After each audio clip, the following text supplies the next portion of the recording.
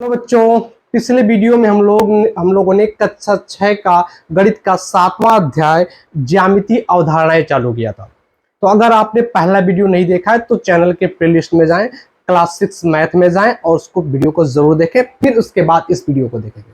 चलिए, आज के इस वीडियो में हम लोग बात करेंगे रेखा, रेखाखंड, किरण के बारे में समझेंगे और भी कुछ दो चार चीजें और भी जानेंगे हम लोग। फिर इसके बाद एक वीडियो और इस चैप्टर के लिए हम लोग पढ़ेंगे जिसमें प्रश्नावली 7B और दक्षता अभ्यास प्रश्न, दो प्रश्नावली बची है, उनको हम लोग सॉल्व कर लेंगे।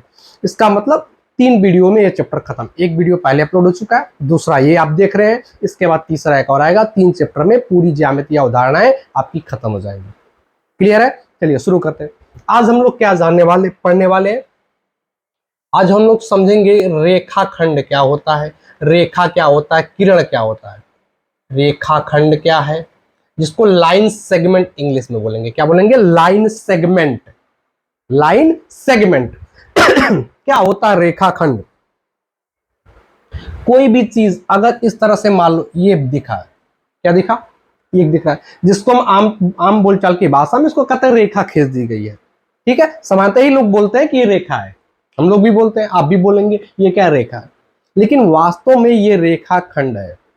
कहने का मतलब क्या है? जिसमें दोनों इंड दिख जाएं, दोनों किनारे इसके दिख जाएं, इसको बोलते हैं अंत्य बिंदु। क्या बोलते हैं? अंत्य बिंदु। कौन सा बिंदु? अंत्य बिंदु। जिसके अंत बिंदु दिख जाएं, दो अंत बिंदु दिख जाएं, वो होता है रेखाखंड। तो इसका एक अंत बिंदु यहां है, एक अंत बिंदु यहां है, यानी इंड पॉइंट्स। क्या बोलते हैं इसको? End points. तो इसके इंड पॉइंट्स दिख रहे हैं ना, दोनों इंड पॉइंट्स हमें पता है, एक इंड पॉइंट ये है, दूसरा इंड पॉइंट ये है, तो इसका मतलब ये रेखाखंड हो जाता है। क्या ये रेखाखंड? ऐसी संरचना जिसके दोनों इंड पॉइंट पता हो। ठीक है, दोनों इंड पॉइंट क्या हो, पता हो, ये हमारा क्या? रेखाखंड है। ये रेखा का एक टुकड़ा होता है, इसकी लंबाई निश्चित होती है, इसकी जो लंबाई है वो निश्चित होती है। बात क्या रखेंगे? रेखाखंड की लंबाई निश्चित होती है, इसके दोनों एंड पॉइंट यानी दोनों अंत बिंदु ज्ञात होते हैं। अब इसका नाम कैसे लिखेंगे? तो दोनों अंत बिंदुओं को हम अल्फाबेट यानी अंग्रेजी के अक्षरों से प्रदर्शित कर देते हैं। अगर हमने इसको ए लिख दिया, इसको बी लिख दिया, इसको ए, इसको बी, तो इससे हम कहेंगे रेखाखंड ए बी। कैसे लिखेंगे इसको? बोलने के लिए तो बोल देंगे रेखाखंड ए बी, लेकिन लिखेंगे कैसे? शार्ट में कैसे प्रदर्शित करेंगे? इसको प्रदर्शित करने का तरीका होगा, कैसे लिखेंगे? ए बी लिख दीजिए। सिर्फ ए बी लिख के नहीं छोड़ेंगे, या तो इसके आगे हिंदी में रेखाखंड लिख दीजिए, रेखाखंड ए बी, या फिर इसका तरीका क्या होगा? इसके ऊपर एक ऐसे लाइन खींच दीजिए, ए बी के ऊपर एक लाइन, ये हो जाएगा रेखाखंड ए बी। इसका मतलब क्या हो गया? रेखाखंड ए बी। अब यहाँ पे कोई भी अल्फाबेट लिखा हो सकता है, अगर ऐसे लिखा पी क्यू, कुछ भी लिखा हो सकता है, कोई भी दो अल्फाबेट, तब इसको क्या लिखेंगे? इसका नाम हो जाएगा पी क्यू, रेखाखंड पी क्यू। ऊपर लाइन खींच देंगे, रेखाखंड पी क्यू। ठीक, बात समझ आ गई रेखाखंड की? रेखाखंड एक निश्चित लंबाई होती है, रेखा का एक टुकड़ा होता है, इसके दोनों अंत बिंदु ज्ञात होते हैं। इसका नाम लिखने के लिए हम दोनों अंत बिंदुओं को लिख करके ऊपर उनके ऊपर एक लाइन खींच देते हैं। इस तरह से हम रेखाखंड का नाम लिखते हैं। इसके बाद बात करें रेखा की।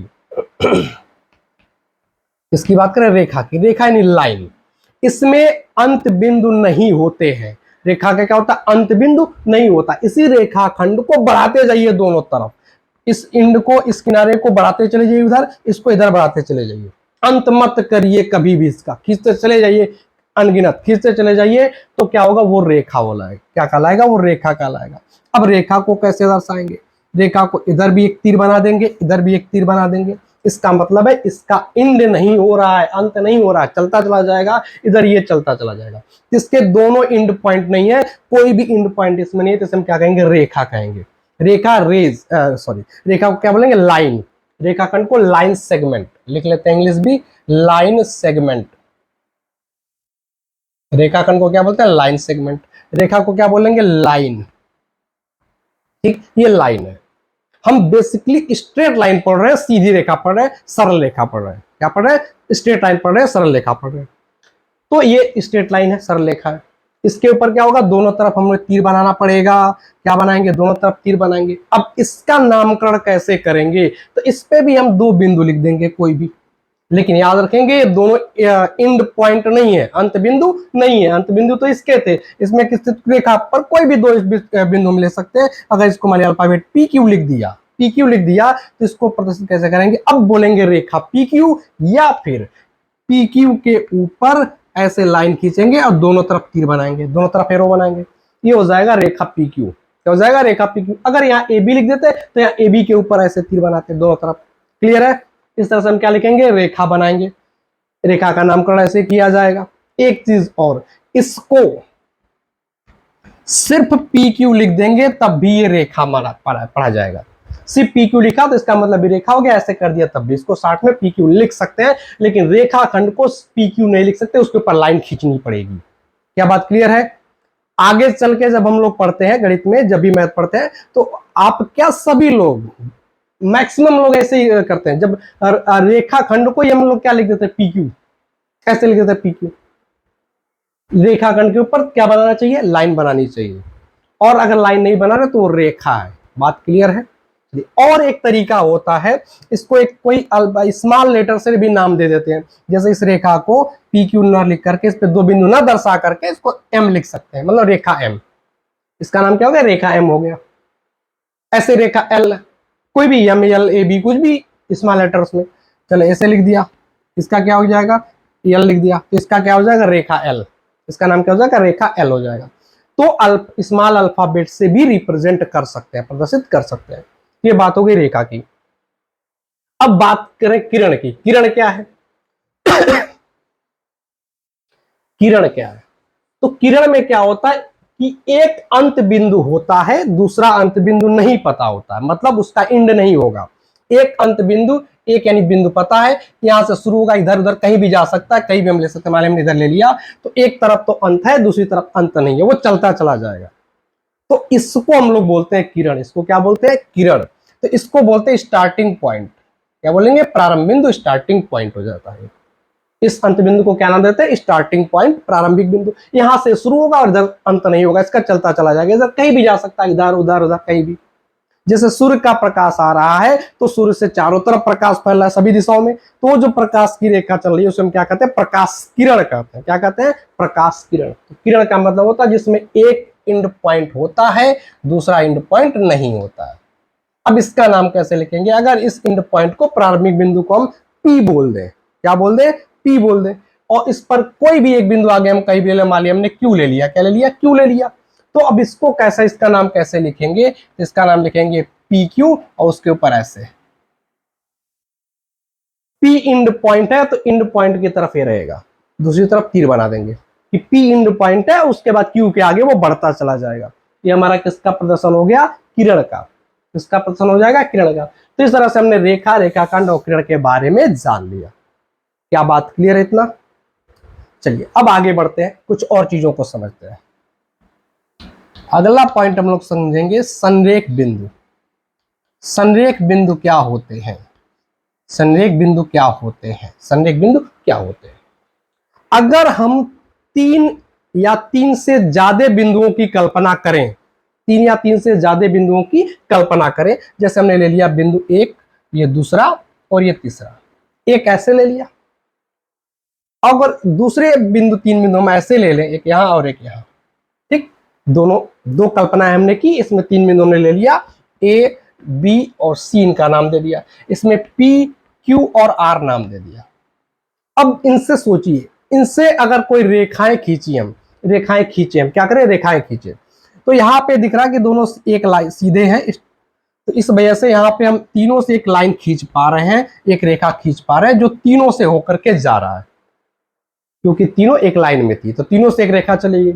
इस पे अगर हम खींचने की कोशिश करें तो हम पी और क्यू से खींचना चाह रहे थे, पी और क्यू से हमने खींच लिया, ये चला गया, लेकिन आर यहाँ पर छूट गया। अगर क्यू और आर से खींचते तो पी छूट जाता, पी और आर से खींचते तो क्यू छूट जाता। तो अगर एक समतल पे, एक तल में तीन बिंदु या तीन से ज्यादा बिंदु है, तो हम किन्हीं दो को तो मिलाती हुई रेखा खींच पा रहे हैं हर बार। कहीं भी बिंदु ले ले, एक्स वाई जेड कहीं भी रख दे, किन्हीं दो को मिलाने वाली रेखा हम खींच सकते हैं, तीसरा छूट जाएगा। ऐसी स्थिति एक आ रही है जब हम तीनों को लेते हुए एक रेखा खींच पाएंगे, जब तीनों एक लाइन में हो। तो इन्हीं बिंदुओं को बोला जाता है संरेख बिंदु। क्या बोलते हैं? संरेख बिंदु। मतलब एक तल में स्थित, शर्त ये एक ही तल में होने चाहिए। अगर इस तल में 3 है, चौथा बिंदु हम इस तल के बाहर यहां ले ले तो कोई संभावना नहीं है, कभी कोई ऐसी रेखा नहीं होगी जो इनसे भी जाए और इससे भी जाए, पॉसिबिलिटी है ही नहीं। तो संरेख बिंदु एक ही तल में होते हैं, पहली बात याद रखिएगा, संरेख बिंदु एक ही तल में होते हैं। तो एक तल में स्थित 3 या 3 से अधिक भी बिंदु हो सकते हैं, इधर ले लिया, चौथा ले लिया, पांचवा ले लिया, छठा, कुछ भी हो सकता है। एक ही तल में स्थित 3 या 3 से अधिक ऐसे बिंदु जिनसे होकर के एक रेखा खींची जा सकती हो, एक रेखा खींची जा सकती हो, उन्हें हम क्या कहेंगे? संरेख बिंदु कहेंगे। या एक ही तल में स्थित 3 या 3 से अधिक ऐसे बिंदु जो एक ही रेखा पर स्थित हो, उन्हें हम क्या कहते हैं? संरेख बिंदु कहते हैं। बात क्लियर है? तो संरेख बिंदुओं के लिए 2 बिंदु से काम नहीं चलेगा, कम से कम 3 बिंदु परिभाषित करेंगे। जब भी संरेख बिंदु की बात करें तो ऐसा नहीं कहेंगे कि 2 बिंदु, कम से कम 3, कम से कम 3, 3 या 3 से ज्यादा बिंदु होंगे तभी वो संरेख बना सकते हैं। 1-2 से काम नहीं चलेगा, 2 बिंदु कभी संरेख नहीं माने जाते, क्योंकि वो तो हमेशा एक रेखा पे आ जाएंगे। तो संरेख की शर्त पूरी करने के लिए कम से कम 3 बिंदुओं की बात करेंगे। चलिए अब बात करते एक बिंदुगामी रेखाएं। क्या पढ़ेंगे? एक बिंदुगामी रेखाएं।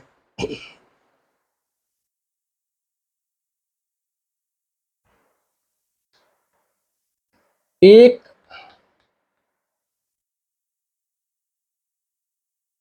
बिंदुगामी रेखाएं। अब एक बिंदुगामी रेखाएं क्या होती हैं? किन रेखाओं को एक बिंदुगामी रेखाएं कहते हैं? तो यहां भी हम कम से कम 3 रेखाओं को लेकर कल्पना करते हैं कि हम 3 रेखाएं ले रहे हैं।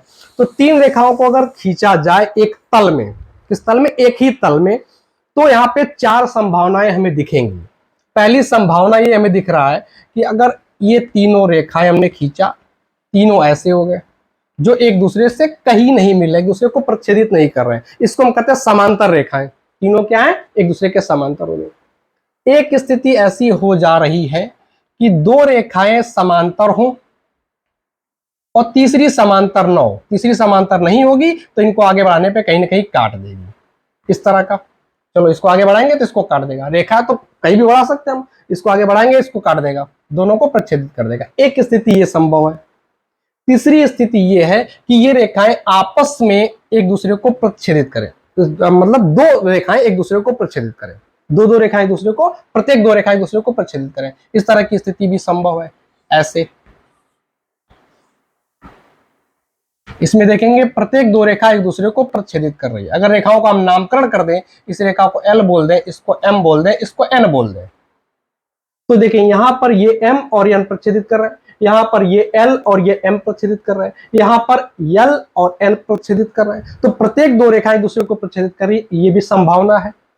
और चौथी संभावना ये होगी कि तीनों रेखाएं एक दूसरे को एक ही बिंदु पर प्रच्छेदित करें, तीनों रेखाएं एक दूसरे को प्रतिच्छेदित करें एक ही बिंदु पर, ऐसी भी संभावना है। वो बिंदु ये हो गया, रेखाएं L M N, 3 रेखाएं थी एक दूसरे को एक बिंदु पर प्रच्छेदित कर रही हैं। ये 4 संभावनाएं होती हैं। इन चारों संभावनाओं में अगर यहां पे देखें तो एक बिंदु हमें ऐसा उभयनिष्ठ मिल जा रहा है जो तीनों रेखाओं पर स्थित है, बाकी सब में ऐसा नहीं हो रहा है। इन बिंदु को देखेंगे तो 2 रेखाओं का उभयनिष्ठ है, ये इन 2 रेखाओं का उभयनिष्ठ है, ये दूसरी 2 रेखाओं का उभयनिष्ठ है, मतलब कोई ऐसा बिंदु इनमें नहीं है जो तीनों रेखाओं का उभयनिष्ठ हो। तो यहां पर ये बिंदु दिख रहा है, इस बिंदु को अगर हम P बोल दें, क्या बोल दें? P बोल दें, तो ये P बिंदु बोल दें, तो इस में दिख रहा है कि तीनों रेखाएं एक दूसरे को P बिंदु पर प्रच्छेदित कर रही है, मतलब एक ही बिंदु से जा रही हैं, P बिंदु से जा रही है। तो इन रेखाओं को हम बोलते हैं एक बिंदुगामी रेखाएं, एक बिंदुगामी रेखाएं। क्या बोलते हैं? एक बिंदुगामी रेखाएं। यानी एक ही तल में स्थित यदि 3 या 3 से अधिक रेखाएं एक ही बिंदु पर प्रच्छेदित करती हो, एक बिंदु पर मिलती हो, तो उस बिंदु को हम क्या कहेंगे? उन रेखाओं को हम क्या कहेंगे? एक बिंदुगामी रेखाएं कहेंगे। तो ये जो तीनों रेखाएं हैं वो एक बिंदुगामी है, इसमें एक बिंदुगामी नहीं है, इसमें भी एक बिंदुगामी नहीं है, इसमें भी एक बिंदुगामी नहीं है। बात क्लियर है? चलिए अब बात करते हैं आज का लास्ट टॉपिक। लास्ट टॉपिक क्या हम लोग पढ़ेंगे? अब पढ़ेंगे बंद व खुली आकृति। बंद व खुली आकृति क्या होती है? बंद व खुली आकृति